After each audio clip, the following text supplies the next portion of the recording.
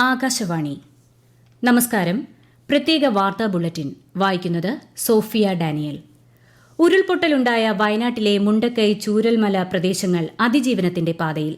മണ്ണിനടിയിൽ കുടുങ്ങിക്കിടക്കുന്നവരെ പുറത്തെത്തിക്കാൻ സൈന്യവും പോലീസും ഉൾപ്പെടെയുള്ള സംവിധാനങ്ങൾ വിശ്രമമില്ലാതെ പ്രവർത്തിക്കുകയാണ്.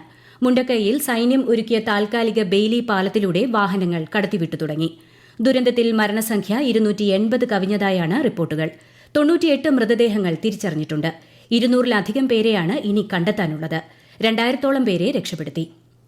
വയനാട് ഉരുൾപൊട്ടൽ ബാധിത മേഖലയിൽ ജീവനോടെയുണ്ടായിരുന്ന എല്ലാവരെയും രക്ഷപ്പെടുത്താൻ കഴിഞ്ഞതായി മുഖ്യമന്ത്രി പിണറായി വിജയൻ. രക്ഷാപ്രവർത്തനങ്ങളിൽ സൈന്യം നൽകിയ സേവനങ്ങളെ അദ്ദേഹം അഭിനന്ദിച്ചു. വയനാട് കളക്ട്രേറ്റിൽ ചേർന്ന അവലോകന യോഗത്തിനു ശേഷം മുഖ്യമന്ത്രി മാധ്യമങ്ങളെ അറിയിച്ചതാണ് ഇക്കാര്യം. ഉരുൾപൊട്ടൽ ദേശീയ ദുരന്തമായി പ്രഖ്യാപിക്കണമെന്നും അദ്ദേഹം ആവശ്യപ്പെട്ടു. പ്രവർത്തനങ്ങൾ ഏകോപിപ്പിക്കുന്നതിനായി 4-അംഗ മന്ത്രിസഭാ സമിതിയെ നിയോഗിച്ചു. ഉരുൾപൊട്ടൽ ബാധിത മേഖലയിൽ കുട്ടികളുടെ വിദ്യാഭ്യാസത്തിന് തടസ്സമുണ്ടാകാതിരിക്കാൻ നടപടി സ്വീകരിക്കുമെന്നും മുഖ്യമന്ത്രി അറിയിച്ചു. വയനാട്ടിൽ ഉരുൾപൊട്ടലിനെ തുടർന്ന് മികച്ച രക്ഷാപ്രവർത്തനമാണ് നടന്നതെന്ന് മുഖ്യമന്ത്രിയുടെ അധ്യക്ഷതയിൽ ചേർന്ന സർവകക്ഷി യോഗം വിലയിരുത്തി.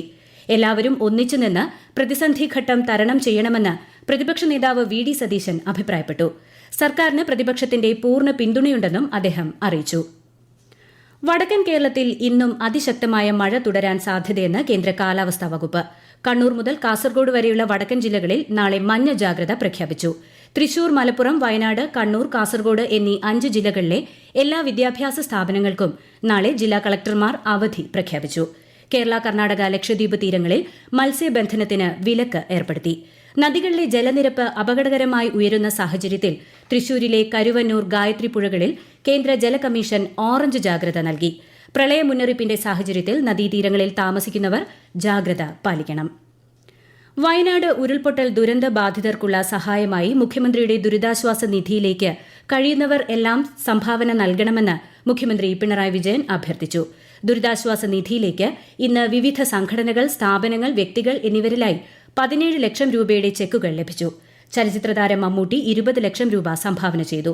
സംസ്ഥാനത്തെ എല്ലാ മന്ത്രിമാരും 1 മാസത്തെ ശമ്പളം ദുരിതാശ്വാസ നിധിയിലേക്ക് സംഭാവന നൽകും.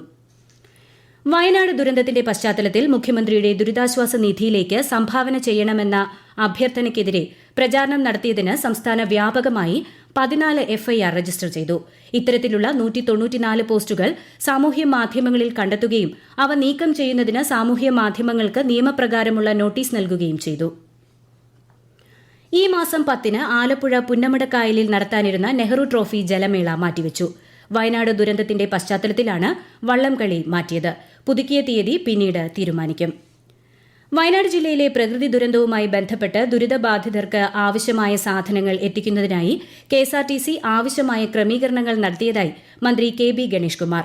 അതത് ജില്ലാ ഭരണകൂടം സ്വരൂപിച്ചതും അനുവദനീയവുമായതുമായ വസ്തുവകകൾ KSRTC ബസ് സ്റ്റേഷനുകളിൽ എത്തിക്കാമെന്നും അവ ജില്ലാ ഭരണകൂടം ആരംഭിച്ചിട്ടുള്ള കൺട്രോൾ റൂമിൽ യഥാസമയം കൈമാറുന്നതിനുള്ള നടപടി സ്വീകരിച്ചിട്ടുണ്ടെന്നും അദ്ദേഹം സമൂഹമാധ്യമത്തിൽ അറിയിച്ചു.